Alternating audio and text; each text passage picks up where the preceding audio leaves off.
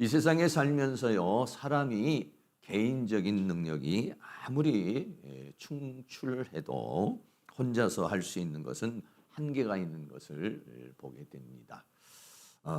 이렇게 제가 한 개인이 다 어떤 재능이 있고 또 실력이 있어도요, 또 같이 이렇게 합력해서 선을 이루는 모습이 더 아름다운 그런 모습을 하고 있는 것을 보게 됩니다. 부부관계도 역시 마찬가지죠. 남자와 여자는 굉장히 서로 다르지 않습니까? 남자의 강함과 여성의 부드러움, 이 부드러움이 이렇게 하나가 뭉쳐져 가지고 하나가 되어졌을 때는 아름다워 보여요. 제가 이렇게 계양산에도 이렇게 가보면은 산책을 하면은 혼자 이렇게 올라오시는 분도 계시고 두 분이 같이 이렇게 올라오는 분도 이렇게 계셔요. 근데요, 두 분이 이렇게 아름다운 모습으로 다니는 모습은요, 혼자 있는 모습보다도 정말 아름답게 이렇게 보여요. 예. 그래서 두 남자와 여자가 서로 이렇게 어울려져서 서로 이렇게 좋은 조화를 이루는 모습은 아주 아름답다. 그리고 또 더 나아가서는 거기에 이제 자녀들이 이렇게 같이 뭉쳐가지고 함께 놀고 함께 웃고 하는 그런 모습은 또 아주 정말 행복해 보이고 또 아름다워 보이는 그런 모습인 것이죠. 사람은 이 세상에서요, 혼자 살 수 없어요. 혼자 살 수 있으면 하나님께서 아담만 만들었겠죠. 혼자 살기에 하나님 보시기에 합당치 않아서 그래서 여자를 주고 돕는 배필이 돼서 서로 도우면서 살아가도록 이렇게 한 모습을 보게 됩니다. 우리가 가정에서도 역시 마찬가지고 또 직장에서도 그렇고요. 또 여러 가지 생활에서도 그렇고 이렇게 하나가 되는 거, 또 서로 협력하는 건 아름다운 모습이라고 할 수가 있겠고요. 교회에서도 또 역시 마찬가지로 이렇게 목회자가 있고 사역자가 있고 또 평신도가 있어서 목회자와 성도가 서로 합력하는 그런 모습. 그랬을 때 교회는 더 부흥하고 성장하는 그런 모습을 보게 되죠. 목회자가 아무리 훌륭하다 할지라도요, 혼자 할 수 있는 게 한계가 있어요. 저도 마찬가지입니다. 제가 혼자 할 수 있는 것이요, 한계가 있습니다. 그런데 성도님들이 함께 도와주게 되어졌을 때는, 그랬을 때는 아주 놀라운 파급 효과를 이루게 되는 것이죠. 성경의 위대한 사도 바울 같은 사람도요, 혼자서 모든 일을 하지 않았습니다. 사도 바울에게는요, 여러 동역자들이 있었습니다. 목회적인 동역자도 있었고 평신도 동역자도 있었고, 그리고 또 사도 바울이 몸이 좋지 않아가지고 누가라고 하는 의사가 늘 따라다니면서 사도 바울을 도왔고, 그러므로 인해 가지고 또 누가가 사도행전이라든지 누가복음을 기록하게 되는 그런 모습을 보게 되는 것이죠. 그래서 사람이 서로가 합력하여 선을 이루는 모습은 아름다운 모습인 것을 보게 되는데, 오늘 성경에 사도행전 6장 1절에부터 있는 이 말씀이 바로 그런 것입니다. 사도들과 평신도들이 서로 합력하게 됨으로 말미암아서 교회가 놀라운 부흥과 성장을 이루게 되는 모습을 보게 되는 것이죠. 그래서 사랑하는 모든 성도님들이 이 세상에서요, 독불장군이라는 건 없어요. 다 협력하면서 서로 살아가게 되는 것인데, 여러분들이 합력하여 선을 이룰 수 있는 그런 삶을 살아가실 수 있기를 축복합니다. 오늘 본문 말씀에 보면은 첫째로 헬라파 유대인들이 원망을 했다라고 그렇게 말씀하고 있습니다. 당시에 이 이스라엘에는요, 헬라파 유대인들이 있었고 히브리파 유대인들이 있었는데, 헬라파 유대인들이 히브리파 유대인들을 원망을 했다라고 말합니다. 사도행전 6장 1절 말씀에 그때 제자가 더 많아졌는데 헬라파 유대인들이 자기의 가보들이 그 매일 구제에 빠짐으로 히브리파 사람을 원망하였다라고 그렇게 말하고 있습니다. 당시에 제자의 수가 더 많아졌다. 얼마나 사람이 많아졌습니까? 당시에요, 보통 초대교회 때에 1, 2년 사이에요, 사람이 어느 정도가 됐냐면 2만 명에서요 3만 명의 성도가 되었다라고 그렇게 말하고 있어요. 2만 명, 3만 명이라는 숫자는요, 어마어마한 숫자입니다. 사실은요. 굉장히 큰 숫자인 것이죠. 우리나라에서 한 10,000명 이상, 만 명 이상 이렇게 수용할 수 있는 그런 교회가요, 그렇게 많지 않습니다. 한 2만 명에서 2만 명 되는 교회가 우리나라에 한 7개 정도, 8개 정도 있다고 그렇게 말해요. 근데 그 교회들이 하루아침에 그렇게 됐습니까? 아니죠. 뭐 10년, 짧게는 10년, 10년 만에 1만 명 된 교회가 없죠. 보통 뭐 100년 되든지 50년이 되든지 수많은 목회자들 거치고 수많은 성도들의 헌신을 통해서 갑자기 어느 날 큰 초대형 교회로 이렇게 발전하게 되는 모습을 보게 되는 것입니다. 근데 초대교회는요, 1년에서 2년 사이에요, 그렇게 2만 명 내지 3만 명이 되는 놀라운 그런 역사가 일어나게 된 것을 보게 됩니다. 당시에는 뭐 그렇게 그렇게 많은 사람들이 움집해서 함께 할 수 있는 그런 장소가 없었죠. 다만 그 성전에 가면은, 예루살렘 성전 안에 가면 그 솔로몬 행각이라고 하는 그런 곳에서 뭐 1,000명, 2,000명 정도, 몇천 명이 좀 모일 수 있는 그런 곳이 되기는 했지만 실제적인 그런 장소가 없었고, 당시는요 가정교회로 형성이 돼 있어요. 그래서요 한 집에 뭐 큰 교회들이 좀 집들이 좀 정원이 있고 이런 집들이 좀 있었어요. 그래서 한 500명씩 모이게 된다 그러면요 교회가 몇 개가 되냐면 40개에서 60개 교회가 되는 것입니다. 한 집에 100명 정도만 수용을 한다 그러면은요 300개 교회가 있어야만이 3만 명이 된다는 것입니다. 그러므로 이렇게 한 2, 3만 명의 교회가 된다는 것은 놀라운 엄청난 역사라고 하는 것을 우리는 생각할 수가 있게 되는 것입니다. 그러니까는 2, 3만 명이 되니까요 이게 통제가 사실은 불가능한 그런 상황이 되었습니다. 그런데 당시에 특별히 교회가 무엇을 했냐면요 구제 사업을 했어요. 당시에 굉장히 어렵고 힘든 사람이 많이 있었는데, 이때 당시에는요 헬라파 유대인이었고 히브리파 유대인이 있었어요. 히브리파 유대인은 본토에 사는 사람들을 말하는 거죠. 헬라파 유대인은 뭐냐면 히브리어를 하지 않고 헬라어를 하는, 이방에서 살다가 이제 그런 유대인들을 가리켜서 말하고 있어요. 그래서 이 구제 사업을 하게 되는데, 이 히브리파 유대인들은 거기서 매일 살던 사람들이니까, 그러니까 인원 파악이 잘 돼서 구제를 잘 이렇게 하게 된대. 헬라파 유대인들은 먼 곳에서 온 사람들이기 때문에 인원 파악이 잘 안 되고 또 소홀하게 되는 그런 상황이 생기게 된 것이죠. 그래서 이 헬라파 유대인들이 히브리파 사람들을 구제에 빠지게 됨으로 인해 가지고 혜택을 받지 못하게 됨으로 인해 가지고 그래서 원망을 하였다라고 말합니다.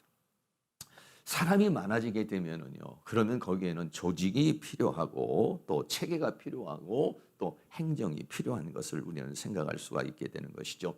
이제는 이 교회가 하루아침에 갑자기 그렇게 초대형 교회가 돼버리고 말았기 때문에 뭔가 행정이 필요하고 조직이 필요하고 체계가 필요한 그러한 단계에 이르게 된 모습을 보게 됩니다. 성경에 보면은요, 아브라함과 롯이 나오는데, 이 아브라함과 롯이 처음 떠날 때는 그렇게 많은 그런 숫자가 없었지만은 점점 아브라함과 롯이요 소유가 많아지고 또 종들도 많아지게 되니까 서로 다툼이 일어나게 되는 것을 우리가 보게 됩니다. 창세기 13장 6절 말씀에 그 땅이 그들의 동거함을 용납지 못하였으니 곧 그들의 소유가 많아져서 종들도 많아지게 되고 소도 많아지고 양도 많아지게 되고 뭐 이렇게 하다가 보니까 함께 동거할 수가 없게 되고, 그러므로 아브라함의 가축의 목자와 롯의 가축의 목자가 서로 다툼을 일으키게 되는 그런 모습을 보게 되는 것입니다. 또 더 나아가서는요, 이스라엘 백성들이 출애굽을 했어요. 출애굽을 했는데 얼마나 많은 사람들, 보통 우리 인천시 이 인구 정도 되는 사람들이요 출애굽을 했어요. 인천시 되는 인구가 출애굽을 해가지고 광야로 나왔으니까 얼마나 많은 사람들이 나왔다는 것을 우리는 알 수가 있게 되는 것이죠. 그래 그 사람들을 전부 다 모세가 관할을 하고 통치를 하려니까 모세 혼자 또는 아론과 또 더불어서 홀과 더불어서는요 감당할 길이 없게 됐어요. 그래서 그 모습을 보았던 장인이 뭐라고 그러냐면 모세에게 그렇게 하지 말고 이 사람들을 잘 다루기 위해서는 10부장, 50부장, 100부장, 1000부장을 이렇게 세워가지고 그 사람들을 관리를 하라. 라고 그렇게 해서 결국은 모세도 그 많은 사람들을 이끌어 나가게 되니까 조직과 행정과 체계를 세우게 되는 모습을 봅니다. 출애굽기 18장 21절 말씀에 보면 그대는 또 온 백성 가운데 제덕이 겸전한 자 곧 하나님을 두려워하며 진실무망하며 불의한 이를 미워하는 자를 빼서 백성 위에 세워서 천부장과 백부장과 50부장과 10부장을 삼아 관리를 하라고 그렇게 해서 결국은 이제 모세가 그렇게 하게 되는 것이죠. 여러분 300만 명이 돼도요, 천부장을 세우게 돼도요, 엄청난 사람이 되는 겁니다. 1000명이 됐어요. 천부장만 해도 300만 명을 거느리려고 그러면요, 3000명의 천부장이 필요한 거예요. 그 숫자가요, 그게 간단한 숫자가 아닌 것이죠. 그래서 교회도 그렇죠. 우리 교회는 뭐 그렇게 크지 않으니까 그렇지만은 큰 교회들이 되면 구역을 나누고 지역을 나누고 또 구역장이 있고 또 뭐 구역 지역장이 있고 또 사역자가 이렇게 다스리고 뭐 이렇게 되는 모습을 보게 되는 것이죠. 그래서 이제 초대교회에도 뭔가 이러한 조직과 체계와 행정을 만들어야 되는 그런 상황이 생기게 된 것입니다. 두 번째는요, 평신도 사역자를 세웠습니다. 사도행전 6장 2절 말씀에 12사도가 모든 제자를 불러 이르되 우리가 하나님의 말씀을 제쳐놓고 공개 삼는 일이 마땅치 아니하니 라고 그렇게 말합니다. 이제 공개라고 하는 말이 나오는데 이 공개라는 말은 뭐냐면은 트라페자라는 그런 말이에요. 트라페자라는 말은 식탁 또는 식사라고 하는 그런 의미입니다. 다시 말하면 사도들이 전부 다 거기에 온 사람들을 또 모든 성도들을 그리고 또 구제를 받아야 될 사람들을 그 명단을 만들어서 그 사람들을 구제하는 데는요 한계가 있다는 거예요. 네. 사도들로서는요 도저히 이것을 다 감당할 수 없는 그러한 상황이 돼버리고 말았다는 것입니다. 네. 그래서 어떻게 하게 됐습니까? 사도행전 6장 3절에 형제들아 너희 가운데서 성령과 지혜가 충만하여 칭찬 듣는 사람 7을 택하라. 우리가 이 일을 저희에게 맡기고 라고 그랬어요. 사도들로서는 이것을 다 감당할 수가 없으니까 평신도 중에서 사역자를 세워가지고 이 일을 맡기자라고 그렇게 말하고 있는 것이죠. 근데 평신도를 아무나 세울 수는 없는 것이잖아요. 그래서 세 가지를 조건을 달았습니다. 하나는 뭐냐면 성령 충만한 사람. 그 다음에 두 번째는 뭐냐면 지혜가 있는 사람. 그리고 세 번째는 뭐냐? 칭찬 듣는 사람을 7명을 선택을 하자라고 그렇게 말하고 있습니다. 교회의 일은요, 성령 충만해야만이 교회 일을 할 수가 있죠. 왜? 자기 생각이나 자기 판단이나 자기 감정으로 교회 일을 하는 것이 아니라 하나님의 성령의 감동을 받아가지고 해야 되고 그렇기 때문에요, 성령 충만한 사람이 필요하다는 것이죠. 성령이 그냥 이렇게 있는 사람은 많이 있지만 성령이 충만한 사람, 성령을 받은 사람은 많지만은요, 성령 충만한 사람은 많지가 않아요. 성령이 충만하다 이런 얘기는 뭐냐면 성령님께서 나를 지배하는 것을 말하는 거예요. 내 생각도 내 감정도 내 사고도 내 판단도 그럼 내가 성령이 지배하고 그 지배를 따라서 살아가는 사람, 이 사람이 뭐냐면요 성령 충만한 사람. 여러분들이 다 성령 충만하시기를 주의 이름으로 축복합니다. 하나님의 일을 하려면요 성령이 충만해요. 그럼 성령 충만하려면요 그냥 가만히 있으면 성령 충만합니까? 아니에요. 기도해야 됩니다. 예배 참석을 하셔야 되고요. 예배 참석을 해서 기도도 하고 저도 마찬가지예요. 저도요 이렇게 말씀을 전하고 매일 기도하는 생활을 하지만은요 예배 생활을 안 하면은요 그러면은요 벌써 영이 탁 다운이 돼요. 저도요. 수요 예배 이렇게 딱 예배 드리고 나면은 예배 드릴 때 찬송도 하고 기도도 하고 말씀도 듣고 나중에 막 통성 기도도 하고 그러면요 저도 영이 이렇게 다운돼 있다가 또는 영이 약해져 있다가요 어떻게 되냐면 다시 일어나는 거예요. 네. 다 그러지 그냥 가만히 있는데 영이 말이죠 이렇게 솟아나는 경우가 없어요. 네. 여러분들이 수요 예배나 금요 예배 못 나오시는 분들은 따로 자기가 기도하는 시간을 만들어야 돼요. 어떤 새벽이든지 저녁이든지 어느 시간이든지. 왜냐하면 우리는요 이 영으로 살아 성령으로 사는 사람들이니까. 그러니까 성령이 떨어질 만하면 공급을 받아야 돼요. 성령이 약화가 되려면 또 공급을 받아야 돼요. 그래야 그런 사람이 하나님 앞에 쓰임을 받는 사람이고 성령의 인도를 받는 사람이 되는 것이죠. 그래서 여러분들이 늘 성령으로 나는 성령이 있는데 그거를 되는 게 아니라 성령이 충만해가지고요. 영이 막 소생되어 있는 상태, 영이 막 활성화되어 있는 상태, 영이 막 끓고 있는 상태, 이런 상태가 되어야 된다라고 하는 것이에요. 그러니까는 저는 가만히 그런 생각을 해요. 야, 저는 매일같이 하는 일이 뭡니까? 아침에 일어나면은 말씀 보고 아니면은 뭐 교회 나와서 기도하고 매일 이런 생활을 하는데도 이게 말이죠. 영이 말이죠. 수요일 날 돼 가지고 와서 막 기도를 해야 또 살아나고 금요일 날 저도 막 기도해도 이렇게 살아나는데 이게 교회를 안 나오시는 분들은 어떻게 사시나? 나는 비결을 배우고 싶어. 비결이라기보다는 어떻게 보면 여러분들이 적당한 충만이겠죠. 예를 들어 영을 예를 들어서 50% 충만, 60% 충만, 70% 충만 뭐 이렇다고 그런다면 뭐 이렇게 그냥 어떤 분은 한 10% 충만하면은 그 정도로 이렇게 살아가는 사람이 있고 어떤 사람은 20% 충만해야 사는 사람이 있고 근데요 사람마다 다 틀려요 이게요. 영의 만족이라는 게 있거든요. 영이 한 50%로 이렇게 늘 영이 충만, 한 50%를 충만해야 돼 사는 사람이 30% 되고 20% 되고 뭔가요 갈급이 생겨요. 뭔가요 내가 살아가는데요 탄력이 없어요. 그런데 아예 영이 한 10% 정도만 이렇게 살아간 사람은 영적 감각이 없어요. 배고픔을 느끼지를 못해. 마태복음 5장에 보면 의에 줄이고 목마른 자는 저희가 배부를 것이며 근데 뭔가 그 갈급함이 없다 이거예요. 여러분들이 이 영의 충만을요 좀 높이셔야 돼요. 그게 뭐냐? 충만은 뭐냐? 100%다 흘러 넘치는 게 충만 아니겠어요? 성령이 충만 막 그런 상황이죠 그냥. 성령 충만 받는 사람을 택하자 이렇게 했고 두 번째는요 지혜가 있어야 돼요. 지혜가. 교회 재정이라든지 운영이나 봉사나 이런 것들은요 지혜가 있어야 돼요. 왜? 교회 일이라는 것은 그냥 은혜롭게 해야 되잖아요. 누가 시험에 든다든지 소외를 당하면 안 되잖아요. 그러니까 지혜가 있어야 돼요. 지혜가 있어요. 내가 지금 행동하는 것 지금 이게 지혜가 있나 없나 이런 것들을 여러분들이 좀 생각을 해봐야지. 내가 교회 생활을 하는 이런 모든 것들이요 지혜가 있어요. 왜? 다른 사람에게 조금 시험이 된다든지 다른 사람에게 좀 걸림이 된다든지 뭐 이런 것들이 좀 이게 안 돼야 되잖아요. 근데 어떤 분은 일은 잘하는데 다른 사람에게 시험을 주는 사람이 있어요. 네. 근데 어떤 사람은 일도 못하고 시험도 안 주고 이런 사람이 있어요. 어떤 사람은 일은 잘하는데 시험을 주는 사람, 다른 사람에게 좀 걸림이 되는 경우가 있어요.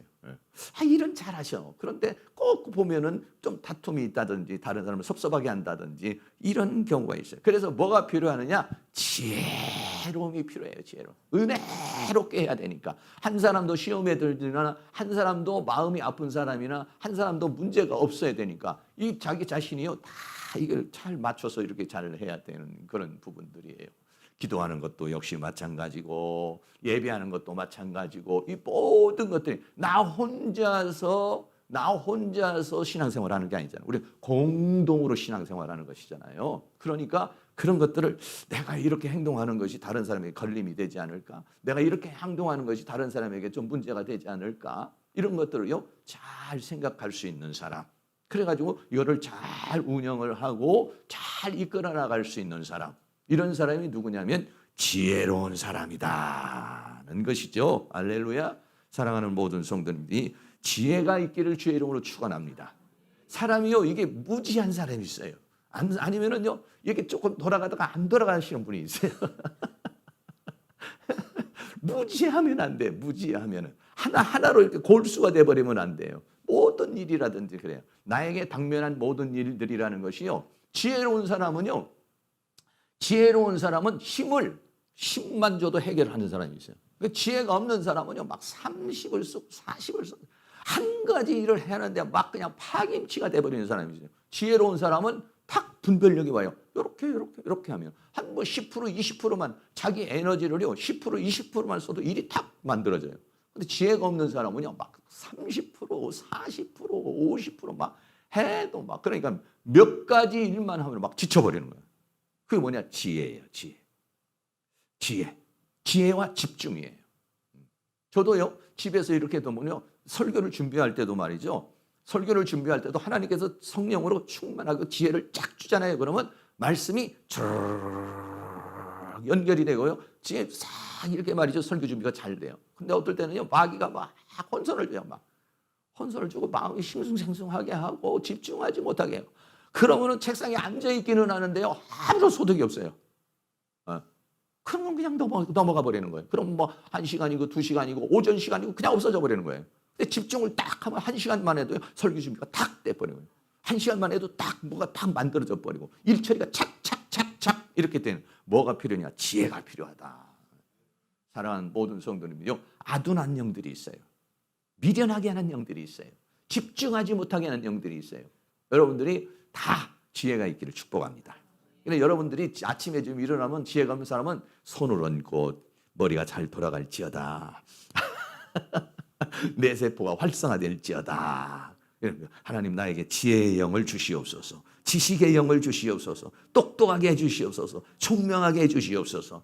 여러분 그래야 돼요. 네? 그래야지 여러분 나중에도 치매도 걸리지도 않고 머리가 잘 돌아가서 지혜롭게 모든 일들을 행동할 수 있다는 것이죠. 그래서 하나님의 일을 하는 사람 중에서 7 집사님을 선택을 하는데 그 중에 하나가 뭐냐면 지혜로운 사람이다. 이게 지혜로운 사람. 지혜. 이 지혜도 물론 세상적인 지혜도 필요하지만 하나님이 주시는 지혜가 필요하다. 세 번째는요. 칭찬 듣는 사람을 7을 택하라. 칭찬을 듣는 사람이에요. 칭찬을 듣는다는 이 말이 뭐냐면 다른 사람으로부터 증거를 받은 사람이다 이런 얘기예요. 그러니까 우리가 교회에서요. 안수 집사님이라든지 권사님을 뽑을 때는 어떻게 합니까? 투표를 하잖아요. 여기에 근거하는 거예요. 왜? 칭찬을 들을 수 있는 사람이라 다른 성도들에게 인정받아야 된다는 거예요. 다른 성도들에게 인정을 받죠. 자기만 똑똑하고 자기만 잘나가지고는 안 된다는 거예요. 근데 어떤 분들은 권사 투표를 했는데 떨어져 버렸어요. 성질 나가지고 다른 교회로 가버렸다. 장로로 또 떨어져 버렸어. 아이 이놈의 교회만 없으면 다른 데로. 그래서 큰 교회에서 갔는데 떨어졌어. 그래서 조그마한 교회 가면은 그런 사람도 아쉽잖아요. 오세요. 그래가지고 또 조그마한 교회 가지고 뭐, 그렇게 하면 안 되죠. 내가 아직 우리 교회에서 인정을 못 받았구나. 내가 더 인정받기 위해서 뭔가 내가 더 여기에서 헌신하고 더 낮아지고 내가 더 만들어져야 되겠구나. 할렐루야. 그런 사람이 돼야지. 그거의 시험에 들어서는 안 돼요. 시험에 들면 안 돼요. 가끔가다 우리 신학교에 오시는 분들도 그런 분들이 계세요. 기분 나빠가지고 권사 떨어지고 진짜 떨어져가지고 오시는 분들이 계세요. 여러분들이 칭찬 듣는 사람. 다 칭찬을 듣는다는 건 다른 사람에게 인정을 받는 거예요. 인정을. 여러분이 다요 인정받으시기를 축복합니다. 우리 교회 안수 집사님은 정말 인정할 만해. 우리 권사님은 정말 인정할 만해. 한 번만 인정받는 것이 아니라 그렇게 인정받아서 여러분들이 나가서 저도 역시 마찬가지잖아요. 제가 어디를 가서 뭐 설교를 하거나 또는 아니면 어떤 집회를 가서 얘기를 하게 되면은요, 우리 성도님들 얘기를 하게 되거든요. 우리 교회에요 누가 계신데요? 야, 그분은 너무 참 좋아요. 그런데요, 나쁜 사람도 얘기해요. 우리 교회에요 아주 골치 아픈 분이 계세요. 아주 힘든 분이 계세요. 이렇게도 또 제가 얘기를 하게 된다고요. 예를 들어서 설교할 때 그래요. 여러분들이 기왕이면 어떤 분이면 골치 아픈 분에 속하면 안 되고 칭찬 듣는 분이 될 수 있기를 주의 이름으로 축복합니다. 그래서요 3가지입니다. 성령 충만한 사람, 그 다음에 지혜가 충만한 사람, 그 다음에 칭찬 듣는 분. 이런 분이 꼭 돼서 하나님 앞에 쓰임받고 교회에서 쓰임받을 수 있는 은혜가 있기를 주의 이름으로 축원합니다. 초대교회의 특징 중에 하나가 뭐냐면 칭찬을 받았다는 거예요. 어디로? 교회가 사회를 통해서 사회로부터 칭찬을 받은 거예요. 오늘날에는 기독교가 얼마나 신뢰도가 떨어집니까? 기독교에 대한 신뢰도가요 20% 30%밖에 안 돼요. 못 믿겠다는 거예요. 교회에 대한 아주 불신이 너무 많아요. 그런데 초대교회는 어떻습니까? 사도행전 2장 47절 말씀인데 같이 한번 읽겠습니다. 하나님을 찬미하며 또 온 백성에게 칭송을 받으니 주께서 구원받는 사람을 날마다 더하게 하시니라. 칭송을 받았다. 칭송을 받았다. 야, 그 교회는 진짜 대단히 좋은 교회야. 정말 누구는 뭐 얼마나 좋은지 몰라. 거기에 집사님은, 거기에 권사님은 막 여러분들 그렇게 해서 여러분들이 뭐냐면 행복한 교회의 얼굴이에요, 얼굴. 네. 여러분들이 다 나가서 전도를 하면서 자기도 이상하게 살면서 막 예수 믿으세요, 구원 받으세요 그러면은 속으로 안 좋게 생각하죠. 근데 본인이 막 천국적인 삶을 살고 좋은 삶을 살고 다른 사람이 볼 때도, 세상 사람이 볼 때도 야, 저분은 참 좋다. 이렇게 칭찬 들을 수 있는 사람. 그래서요, 초대교회는요, 칭송을 받아서 주께서 구원받는 사람을 날마다 더하게 했다. 더 부흥하고 성장하는 역사가 일어나게 된 모습을 보게 되죠. 오늘 이 사도행전에서 있는 집사님 중에서 한 분이 그런 분이죠. 네, 사도행전에서 7 집사님 중에서 한 분이 누구냐면 스데반 집사님이에요. 네, 스데반 집사님도요, 사도행전 6장 10절 말씀에 스데반이 지혜와 성령으로 말함을 저희가 능히 당치 못하여. 스데반 집사님이 설교를 하는데 일반 목사님보다도 더 잘하고 수많은 사람을 감동시키는 그런 설교를 해요. 그러니까 지혜가 있어요. 그리고 성령으로 충만한 사람. 이런 사람이 누구냐면 스데반 집사님이고, 또 다른 집사님도 물론 다 그렇겠지만은요, 지혜와 성령이 충만한 사람이었다는 거예요. 성경에서요, 지혜와 총명 중에 지혜로운 사람 중에서 한 사람이 누구냐면 솔로몬이죠. 근데 솔로몬보다도 더 지혜로운 사람이 누구냐? 다니엘이라는 사람이에요. 다니엘이라는 사람, 여러분들이 잘 알지 않습니까? 다니엘은 포로로 끌려갔지만은 느부갓네살 왕의 그 바벨론의 포로로 끌려갔지만 거기에서도 총리가 되어서요, 세계를 다스리는 그런 사람이 됐어요. 그렇게 다스릴 수 있는 사람의 능력이 뭐였느냐? 다니엘 1장 17절에 보면 하나님이 이 내 소년에게 지식을 얻게 하시며 모든 학문과 재주에 명철하게 하신 외에 다니엘은 또 모든 이상과 몽조를 깨달아 알더라 라고 했어요. 하나님이 그랬어요. 다니엘은 어떤 마음을 가졌느냐? 나는 이제 세상으로부터 더러움과 우상 숭배와 이 세상으로부터 자기 자신을 지켜서 나는 믿음의 정절을 지키겠다. 이렇게 각오를 하고 다짐을 한 사람이에요. 그랬더니 하나님께서 이 다니엘에게 뭘 줬느냐? 지식을 얻게 하시고 모든 학문과 재주에 명철하게 하시고, 또 다니엘은 또 모든 이상과 몽조를 깨달을 수 있는 성령의 역사를 주셨다. 성령의 은혜를 막 꿈을 꾸면은요, 그 꿈을 갖다가 해석할 수 있는 능력을 하나님께서 주셨다라고 그렇게 말하고 있어요. 그러니까는요, 이 다니엘이라는 사람은 다른 사람들, 거기에 당시에 뭐 박사들, 당시에 모사들, 당시에 재상들, 이런 사람들도 10배나 뛰어난 지혜를 가졌다고 그랬어요. 그럼으로 인해서 쓰임받는 사람이 됐고, 사랑하는 모든 성도들, 지혜로운 마음을 가지시기를, 지혜가 있기를 주의 이름으로 축원합니다. 성령 충만하시기를 주의 이름으로 축원합니다. 할렐루야. 지혜로운 사람은 그냥 일처리를 하는데도 얼마나 마음에 들게 하는지 몰라요. 얼마나 잘 하는지 몰라요. 그런 지혜가 있어야 돼요. 그런데 마귀는 어떻게 했냐면 어렸을 때부터 우리들이요, 공부를 못하게 해요.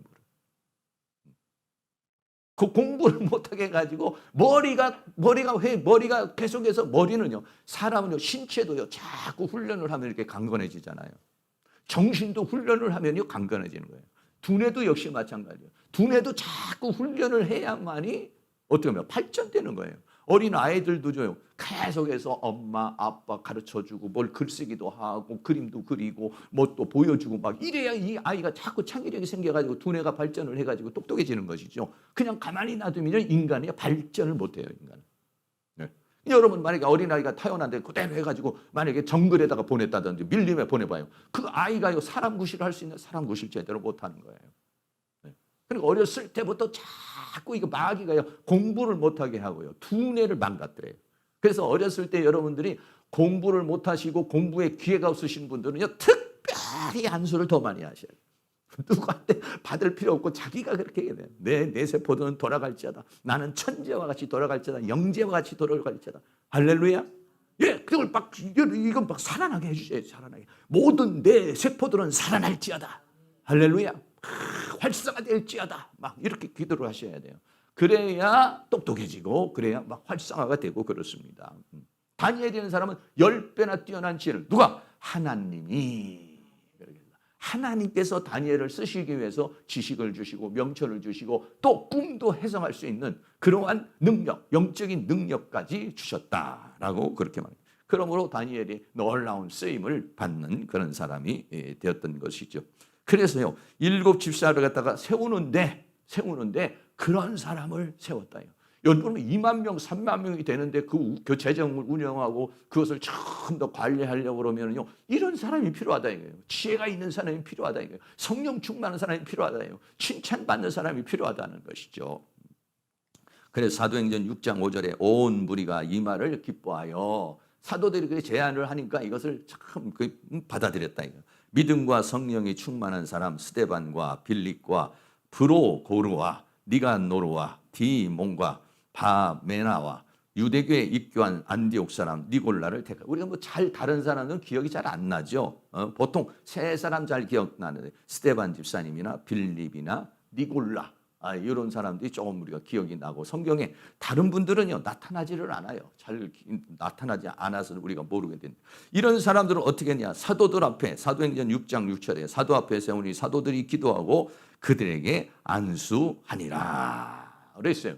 네, 안수하는 장면을 한번 이렇게 보여드리면, 이렇게 다 사도들이 7 집사님을 쫙 안수를 해서 그래서 이제 하나님의 사람으로 세우게 되는 모습을 보죠.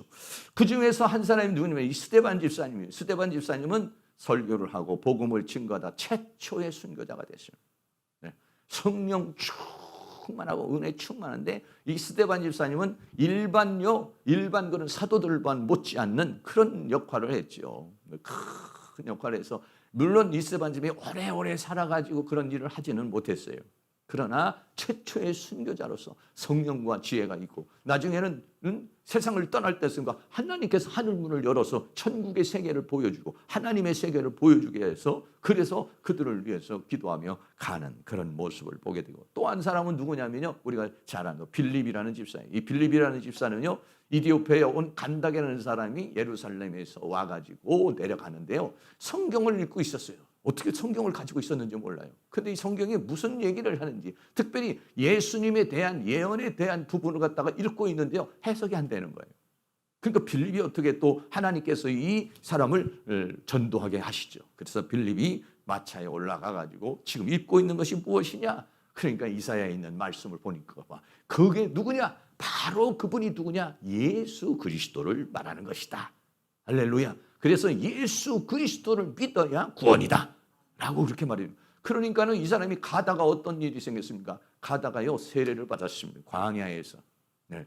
물론 뭐 거기 가다가 만약에 큰 물이 있었으면은 뭐 침례를 받을 수 있겠지만은 뭐 그런 것은 없었을 것이라고 생각하기 때문에, 광야이기 때문에 아마 물을 가지고서 세례를 받게 돼서 이디오피아에 복음을 전하는 그러한 역사를 일으킨 사람이 누구냐면 빌립 집사님이라고 하는 그런 분이에요. 그러니까 초대교회에 이런 집사님들이 일어나가지고 뭐 교회를 막 그냥 성령 충만해가지고 막 복음을 증거를 하고 또 공개하는 일들을 막 해내고 뭐 이렇게 해서 막 교회가 이제 체계를 잡고 막 여러 가지 행정적으로 조직적으로 이제 만들어지는 그런 상황이 이루어지게 되었다는 거예요. 세 번째는 그렇게 되니까는 사도들은 어떻게 하냐? 기도하는 것과 말씀 전하는 것을 전무할 수 있게 되는 거예요. 사도들이 뭐 그런 일에 그 교회에 운영하는 거 뭐 이런 거에 신경 쓰지 않고 기도하는 일, 그리고 하나님 말씀을 전하는 일, 이 일에 전무할 수 있었다. 사도행전 6장 4절에 우리는 기도하는 것과 말씀 전하는 것을 전무하리라. 전무한다는 말이요, 프로스카르테레오라는 그런 말입니다. 이 프로스라는 것은 무엇을 향해서 이런 말인데, 열중하다, 막 그냥 힘을 가하는 것을 가르치는 말이에요. 뭐 시간 나면 하고 시간 안 나면 안 하고 이런 것이 아니라 그 일을 가지고 지속적으로 그냥 계속적으로 할 수 있는 그런 역사가 있었다라고. 오늘날에 역시 마찬가지, 모든 교회들이 그렇습니다. 물론 그 조그마한 개척교회는 그렇게 어렵고 여러 가지 재정적인 어려움도 이렇게 있고 뭐 행정적인 어려움도 있고 그렇지만, 이 목회자가요 뭘 하냐? 전무할 수 있도록 또 해줘야 되는 거예요. 무엇을? 기도하는 것과 말씀 전하는 것에 전무할 수 있도록. 그래서 평신도 사역자들은 뭐냐면 교회 운영이라든지 이런 모든 것들을 잘하게 감당해줘요. 그래가지고 둘이 뭐 사역자와 또 평신도가 서로 자기의 위치에서 그 역할을 했을 때에, 그때요 놀라운 하나님의 은혜의 역사가 일어나게 되는 것을 볼 수가 있습니다. 이 사도들은 이제는 그런 모든 공개하는 일이나 행정이나 조직이나 이런 것들은 관여하지 않고 그냥 기도하는 것과 말씀을 전하는 것에 전무하게 됐어요. 그러므로 마지막으로 네 번째 어떤 상황이 있습니까? 제자의 수가 더 심히 많아졌다. 제자의 수가 심히 더 많아. 사도행전 6장 7절 말씀 우리 같이 한번 읽겠습니다. 하나님의 말씀이 점점 왕성하여 예루살렘에 있는 제자의 수가 더 심히 많아지고 허다한 제사장의 무리도 이 도에 복종하니라. 아멘. 어떤 상황이 벌어졌습니까? 말씀이 점점 왕성해서 그랬습니다. 말씀을 전무하게 되니까 그 말씀이 더 힘있게 아주 능력 있게 그냥 파워풀하게 이제 역사가 일어나게 됩니다. 예루살렘에는 제자의 수가 더 힘이 많아지고 특별히 어떠한 역사가 있었냐면 허다한 제사장의 무리가 이도에 복종하게 되는 그런 역사가 일어나게 되었다라고 하는. 여기서 말이죠. 왕성하다는 말이 아욱사노라는 말. 아욱사노라는 말은 커지다, 성장하다, 뭐 이런 얘기예요. 그러니까는 하나님의 말씀이 왜 여러분 저도 마찬가지잖아요. 설교 준비를 하는데 1시간 설교 준비하는 거하고 2시간 설교 준비하는 거하고 틀리지 않겠습니까? 더 말씀을 놓고 기도하며 준비하는 거 틀리지 않겠어요? 그러니까는 사도들이 거기에 전무할 수 있으니까. 그러니까는 어떤 말씀을 전할까 그 말씀을 붙잡고 기도하고 준비하고 그래 나가 전하게 되니까 말씀이 아욱사로 더 크게 되고 더 성장하게 되는 그러한 역사가 일어나게 되었다라고 하는 것이죠. 하나님의 말씀이 이렇게 강력히 역사를 하게 되니까 사도들이 그러니까 많은 제자의 수가 일어나겠는데 그 중에서도 특별히 뭐냐면 제사장들이 돌아왔다. 이 제사장이 어떤 사람인데 그림 하나 좀 보여드려요. 이 제사장이요. 예수님 십자가에 못 박을 때도 있고 예수님 정죄할 때도요. 이 제사장 부들이 쫙 서가지고 예수님을 정죄를 하는 거예요. 예수님이 끌려갈 때도 어떻게 했습니까? 당시 대제사장에게 끌려가지 않습니까? 이 자들이 전부 다 뭐냐? 예수를 십자가에 못 박은 사람들이에요. 사내들인 공회에서 예수를 십자가에 못 박자고 결의한 사람들이에요. 근데 이 사람들이 유대교의 뿌리예요. 그러니까 유대교의 뿌리예요. 이 사람들은 정말 골수 분자들이라고 할 수 있죠. 다른 유대인들도 그렇지만 이 사람들은 뭐냐? 율법을 가르치는 자들 아니겠습니까? 율법을 사수하는 자들 아니겠습니까? 또 예수님을 십자가에 못 박아 죽인 사람이 아니에요. 그런데 하나님의 말씀이 아욱사로 왕성해지니까 그냥 강탈을 하는 거예요. 성도들의 마음이 그때 당시에 제사장들의 마음을 그냥 팍팍 하나님의 말씀이 살았고 운동력 있어 막 좌우의 날선 건반이 예리하여 팍 그러니까 찔러 쪼개는 역사가 일어나게 된 것이죠. 우리 교회도 그런 역사가 일어날 수 있기를 바랍니다. 여러분들이 저를 위해서 그렇게 기도를 해주시길 바랍니다. 하나님의 말씀이 증거할 때 그 말씀이 더 강력해져서 그 말씀을 듣는 사람이 은혜가 되고 그 말씀이 듣는 사람이 회개도 되고 할렐루야 치유도 되고 역사가 일어날 수 있도록 여러분들이 일찍 오셔서 여기 오셔가지고 일찍 오셔서 그냥 다른 거 하지 마시고 오늘 말씀을 전할 때 그냥 말씀이 그냥 능력 있게 해달라고 권능 있게 해달라고 권세 있게 해달라고 여러분 그래야 은혜가 되지 저를 위해서 아무것도 기도 안 하고 있으면 이게 잘 안 돼요. 여러분들이 기도를 많이 해주셔야 제가 그거를 힘입어가지고 말씀을 전할 수 있습니다.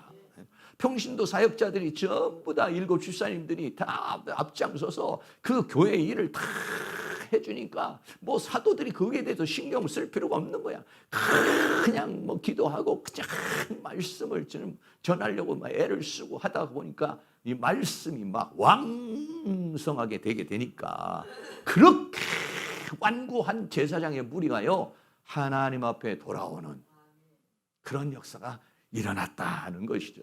우리 교회에도 그런 역사가 일어날 수 있도록 여러분들이 저를 위해서 많이 기도해 주시고 또는 또 저는 그렇게 또 준비를 해서 또 우리 교회가 말씀이 더 왕성해짐으로 말미암아 아주 강팍한 사람들도 팍팍 깨지고요. 하나님 앞에 돌아오는 은혜가 있기를 주의 이름으로 축복합니다.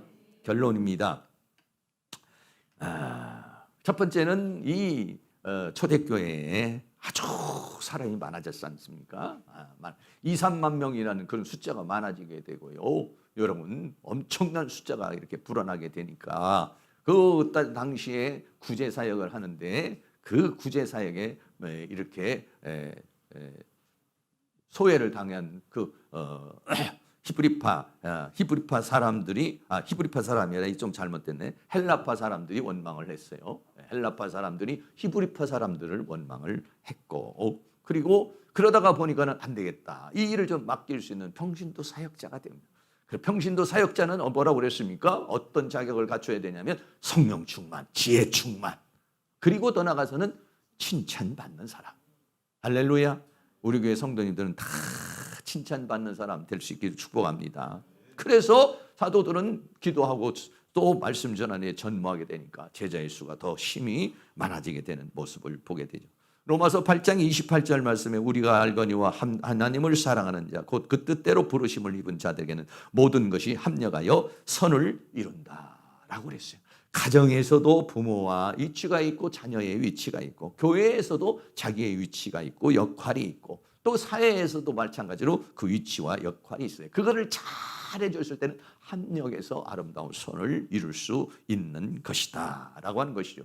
사랑하는 모든 성도님들께서 지금까지도 열심히 잘해 주시지만은 내가 우리 교회에 해야 될 일이 무엇인가, 하나님 나라를 위해서 해야 될 것이 무엇인가를 여러분들이 더 깊이 인식하시고 잘 감당해 주시기를 축복합니다. 그것이요, 하나님께서 나에게 주신 사명과 하나님께서 나에게 주신 직분이 뭐가 되느냐, 다 축복의 통로가 되는 거예요. 다 그게 뭐냐면요, 내가 하나님 나라에 가가지고요, 하나님 나라에 가서 하나님 앞에 받을 영광이에요. 그게 뭐냐면 다 상급인 겁니다. 여러분이 여기서 막 기도도 하고 봉사도 하고 헌신도 해야 내가 천국에 갔을 때 천국 집도 세워지는 거고 내 영광도 세워지는 거지, 여기서 아무것도 안 하면은요 재료가 되질 않는 거예요. 여기서 자꾸 그 뭔가를 해야 어떻게 되면 하늘에 내가 보물을 쌓는 것이 되는 것이죠. 땅에서 여러분들이 더 하나님 나라, 지금 여러분 스스로 살기도 어렵겠지만은, 그러나 하나님께서 나에게 주신 사명이 있어요. 그것을 여러분이 잘 감당함으로 말미암아서 합력하여 선을 이루어 우리 교회가 더 부흥할 수 있도록 여러분들께서 최선을 다해 주시고 힘을 다해 주시기를 축복합니다. 찬양 한 장 드리겠어요. 사명이라고 하는 찬양을 한 장 드리겠는데, 하나님께서 나에게 주신 직분 잘 감당할 수 있도록 하나님께서 은혜를 달라, 이런 마음으로 사명이라는 찬양 같이 한 장 하겠습니다.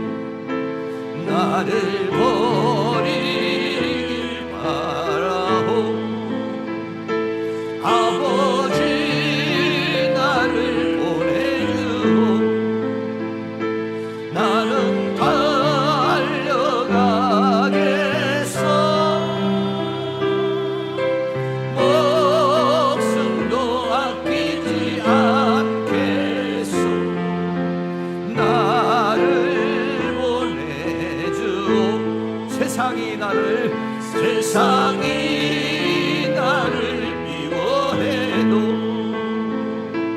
나는 사랑하겠어. 세상을 구원할 십자가 나도 따라가오. 생명을 버리면서까지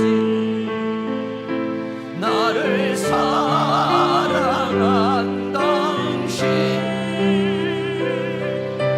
내 작은 나를 받아주고 나도 사랑하오. 세상이 나를 미워해도 나를 미워해도 나는 사랑하겠어. 세상을 구원할 십자가 나도 따라가오. 생명을 버리면서까지 나를 사랑한 당신, 이 작은 나를 받아주고 나도 사랑하오. 아멘. 이 시간 다 같이 합심해서 기도할 때 나는 하나님께서 맡겨준 사명을 잘 감당하고 있는지 하나님께 여러분 자신을 돌아보고 내가 맡겨준 사명 감당할 수 있게다로 기도해 주시기를 바라고요. 저를 위해서 여러분들이 기도해서 우리 교회가 더 말씀이 왕성해짐으로 말미암아 많은 영혼들이 구원받는 그런 초대교회 역사가 일어날 수 있도록 성령님 역사해 달라고 우리 다 같이 동성으로 기도하겠습니다. 할렐루야. 거룩하시고 사랑이 많으신 아버지 하나님, 오늘도 우리 하나님께서 우리에게 은혜와 사랑 가운데 인도하여 주시고 붙들어 주시고 함께해 주시는 주님의 은혜와 사랑을 감사합니다. 아버지 하나님께서 그 많은 교회들 중에서도 우리를 이 행복한 교회 우리를 보내주시옵시고 이 시간 우리 하나님께서 우리들이 이곳에서 함께 예배하며 우리가 서로 합력할 수 있도록 우리에게 은혜를 주셨사오니 아버지 하나님 감사합니다. 아버지 하나님께서 나에게 맡겨준 사명이 무엇입니까? 내가 이 교회에서 해야 될 일이 무엇입니까? 내가 감당해야 될 것이 무엇입니까? 내가 아버지 하나님 해야 될 일이 무엇입니까? 아버지 하나님 이 사명을 감당할 수 있는 은혜를 허락하여 주시기를 간절히 원합니다. 주님께서 허락하신 그 사명을 온전히 감당함으로 말미암아서 우리 교회가 하나님 놀라운 부흥과 성장을 이룰 수 있도록 도와주시기를 원합니다. 연약한 종에게 말씀의 지혜와 지식과 능력을 주셔서 하나님의 말씀을 증거할 때 그 말씀이 더 왕성해지고 그 말씀이 더 강해지고 그 말씀이 더 충만해지게 하여 주셔서 듣는 사람들마다 마음에 찔림이 있게 하여 주시며 회개의 역사가 일어나게 하시고 믿음의 역사가 일어나게 하시고 은혜의 역사가 일어날 수 있도록 우리 하나님께서 긍능력의 손길로 역사해 주시며 주의 권능의 손길로 역사해 주시기를 간절히 원합니다. 우리가 성령이 충만하게 하여 주시고 지혜가 충만하게 하여 주시며 하나님 앞에 칭찬받는 사람이 되어서 하나님 앞에 쓰임받는 사람이 되어줄 수 있도록 우리 하나님께서 은혜를 베풀어 주시기를 간절히 원합니다. 우리가 하나님 앞에 기도의 일꾼으로 쓰임받게 하시고 전도의 일꾼으로 쓰임받게 하시고 봉사의 일꾼으로 쓰임받게 하시고 헌신의 일꾼으로 쓰임받을 수 있는 은혜의 역사가 일어날 수 있도록 하나님께서 도와주시기를 원합니다. 이 교회가 이 지역에 있는 영혼들을 구원하는 구원의 방구가 될 수 있도록 하나님께서 도와주시기를 원합니다. 아버지 하나님, 어둠 속에 있는 영혼들을 빛으로 인도할 수 있는 교회가 될 수 있기를 원합니다. 죽어가는 영혼이 살아나자니 살을 생명을 얻는 그러한 역사가 일어날 수 있도록 도와주시기를 원합니다. 아버지 하나님, 우리를 사용하여 주시기를 원합니다. 이 교회를 사용하여 주시기를 원합니다. 이 신학교를 사용하여 주시기를 원합니다. 우리가 하나님 앞에 쓰임받기를 원합니다. 하나님의 능력의 손에 붙들림을 받아서 하나님의 권능의 손에 붙들림을 받아 쓰임받는 저희들이 되어서 우리를 통해서 하나님의 교회가 부흥하고 하나님의 나라가 확정되고 하나님의 역사를 이룰 수 있는 그러한 은혜의 역사가 일어날 수 있도록 우리 하나님께서 도와주시기를 간절히 원합니다. 성령님 도와주시옵소서. 성령님 함께해 주시옵소서. 우리 하나님 능력의 성교로 역사해 주시기를 원합니다. 그리하여 우리 주님을 만났을 때 칭찬과 영광과 존귀 가운데 만날 수 있도록 하나님께서 도와주시기를 원합니다. 아버지여, 주님 만났을 때는 착하고 충성된 종이라고 칭찬을 얻는 저희들이 되기를 원합니다. 아버지 하나님께서 천국집을 만들게 하여 주시고 천국의 아버지 하나님 보화를 쌓는 저희들이 되어줄 수 있도록 우리 하나님께서 은혜를 베풀어 주시고 아버지 하나님께서 맡겨준 사명 잘 감당하여 주 사명이 축복의 통로가 되게 하여 주시며 그 사명이 상급의 통로가 되어 줄 수 있도록 우리 하나님께서 은혜를 베풀어 주시기를 원합니다. 성령님 도와주시옵소서. 이 행복한 교회를 사용하여 주시옵소서. 이 고려신학교를 사용하여 주시옵소서. 이 시간 목요 속에 살아가는 성도들을 사용하여 주시옵소서. 기도의 일꾼으로, 전도의 일꾼으로, 봉사의 일꾼으로, 헌신의 일꾼으로 하나님의 나라를 위하여 쓰임받는 저희들이 되어서 하나님의 역사를 이룰 수 있도록 우리 하나님께서 큰 은혜와 사랑으로 인도하여 주시기를 원합니다. 이것을 방해하는 원수막이 어둠의 세력들, 우리 교회 분과 성장을 방해하며 이 학교의 분과 성장을 방해하는 모든 사단의 세력들이 예수의 이름으로 따라가게 하여 주시며 오직 하나님의 성령의 역사가, 하나님의 은혜의 역사가 이 교회, 이 학교에 충만하도록 우리 하나님께서 도와주시며 사랑하는 모든 성도에게 충만하도록 우리 하나님께서 큰 능력의 손길로 역사해 주시며 주의 권능의 손길로 역사해 주시며 주의 은혜의 손길로 우리를 주장하여 주시고 붙들어 주시고 함께해 주시기를 간절히 원합니다. 성령님 도와주시옵소서. 우리 하나님 능력의 손길로 역사하시며 주의 권능으로 역사해 주시고 붙들어 주시고 함께하여 주시옵소서. 사랑과 은혜가 많으신 아버지, 많은 교회들 중에서 우리를 이 행복한 교회에 모이게 해 주셨습니다. 하나님의 뜻이 있어서, 하나님의 섭리가 있어서 우리가 함께 신앙생활하고 있는 줄로 믿습니다. 하나님, 나는 이 교회에서 무엇을 해야 되나요? 나는 어떤 직분을 주셨고 어떤 역할을 해야 되는 것인지, 하나님, 우리로 하여금 지금까지도 하나님께서 우리에게 맡겨진 사명 감당해 왔지만 다시 한번 하나님께서 나에게 맡겨진 사명을 제대로 감당하고 있는지, 이 교회를 통해서 나를 통해서 이루고자 하는 하나님의 역사를 내가 잘 감당하고 있는지 우리들이 다시 한번 돌아볼 수 있도록 하나님 도와주시기를 원합니다. 하나님께서 맡겨준 사명 저희들이 잘 감당함으로 말미암아 이 교회가 더 부흥하고 발전하고 성장하도록 도와주시기를 원합니다. 연약한 종에게 더 말씀의 지혜와 지식과 능력을 주셔서 이 교회에서 하나님의 말씀이 왕성하게, 더 하나님의 말씀이 강력하게 선포되게 하여 주시옵시고, 이곳에 오는 사람마다 어찌할꼬 하는 회개의 역사가 일어나게 하여 주시고 믿음의 역사가 일어나게 하시며 은혜의 역사가 일어날 수 있도록 하나님 도와주시기를 원합니다. 하나님의 말씀이 살았고 운동력이 있게 하여 주시며 여기서 성령의 역사가 나타나게 하여 주시며 더러운 귀신들이 떠나가고 질병이 치료되고 약한 것들이 고쳐지고 진리가 선포되어질 수 있도록 은혜를 베풀어 주시기를 원합니다. 우리에게 전도의 힘을 주시기를 원합니다. 전도의 영을 부어주시기를 원합니다. 전도의 열매를 맺게 하여 주시기를 원합니다. 해피가 전도를 통해서 많은 영혼들을 구원하게 하여 주시고 우리 전도대원들에게 은혜를 베풀어 주시기를 원하고 우리 모든 성도님에게도 전도의 힘을 주시고 능력을 부어주셔서 이 빈자리가 차고도 넘치는 역사가 일어날 수 있도록 하나님께서 도와주시기를 원합니다. 초대교회 모두 더 많은 제자들이 더 많아지게 되고 제사장들의 무리까지도 하나님 앞에 돌아오게 했다고 했으니 저 강팍한 무리들도, 완악한 무리들도 깨어지고 부셔지고 녹아지는 그러한 놀라운 은혜의 역사가 일어날 수 있도록 이 교회를 사용하여 주시옵소서. 우리를 사용하여 주시옵소서. 그래서 하나님 앞에 쓰임받는 저희들이 되어지게 하여 주시기를 원합니다. 이 사명 잘 감당함으로 말미암아서 이것이 축복의 통로가 되게 하여 주시기를 원합니다. 그리고 주님을 만났을 때의 상급의 통로가 되기를 원합니다. 주님을 만났을 때 착하고 충성된 종이라고, 그리고 칭찬과 영광과 존귀를 얻을 수 있는 그러한 저희들의 삶이 되어질 수 있도록 은혜를 베풀어 주시옵소서. 예수 그리스도의 이름으로 기도하옵나이다. 아멘. 다 같이 자리에 일어나셔서 찬송가 370장 드리겠습니다.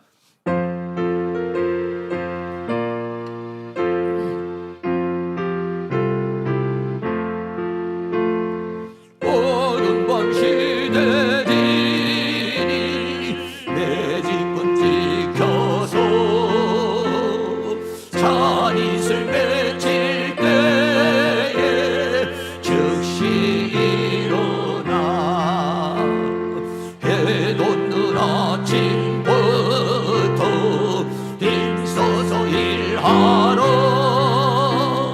일할 수 없는 밤이 속히 오리라. 어두운 밤 시대리니 내 집은 지켜서 일할 때 일하면서 놀지 말아라. 낮에는 볼볼하나 쉴 때도 오겠네. 일할 수 없는 밤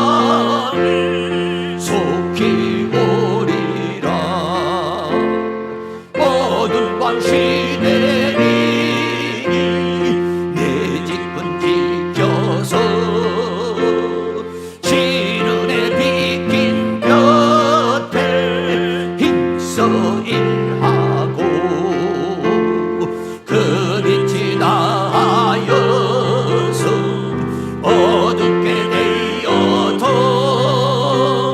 할 수만 있는